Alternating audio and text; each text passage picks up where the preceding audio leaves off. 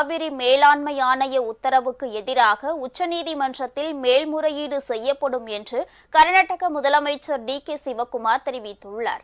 தமிழகத்திற்கு காவிரியில் வினாடிக்கு 3500 கன அடி வீதம் 15 நாட்களுக்கு தண்ணீர் திறக்க காவிரி மேலாண்மை ஆணையம் உத்தரவிட்ட நிலையில் அடுத்த கட்ட நடவடிக்கை குறித்து முடிவெடுக்க பெங்களூருவில் முதலமைச்சர் டி.கே. சிவக்குமார் தலைமையில் அனைத்து கட்சி கூட்டம் நடைபெற்றது.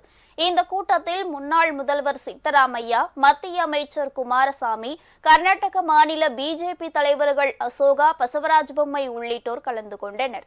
கூட்டத்திற்கு பின்னர் செய்தியாளர்களிடம் பேசிய டி.கே. சிவக்குமார், கர்நாடக அணைகள் நிலவரம் மற்றும் நிலத்தடி நீர் குறித்து கூட்டத்தில் ஆலோசிக்கப்பட்டதாக தெரிவித்தார்.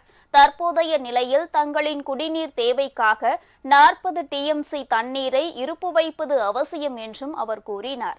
தண்ணீர் கோரி தமிழகத்திடமிருந்து பல்வேறு கோரிக்கைகள் வந்துள்ள போதும் கர்நாடக மக்கள் மற்றும் விவசாயிகளின் நலனே முக்கியம் என்றும் அவர் கூறினார்.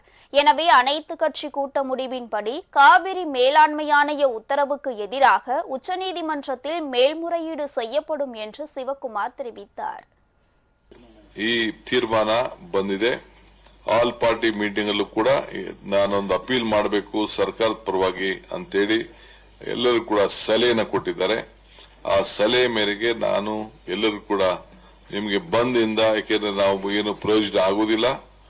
ಯಾರ ಮೇಲೆ ಸರ್ಕಾರನೇ ನಿಮ್ಮ ಪರವಾಗಿ ನಿಂತಿರುವಾಗ, ಸರ್ಕಾರ ಮತ್ತು ಪ್ರಕೃತಿ ಎರಡೂ ಕೂಡ ನಿಮ್ಮ ಜೊತೆಯಲ್ಲಿ ನಿಂತಿರುವಾಗ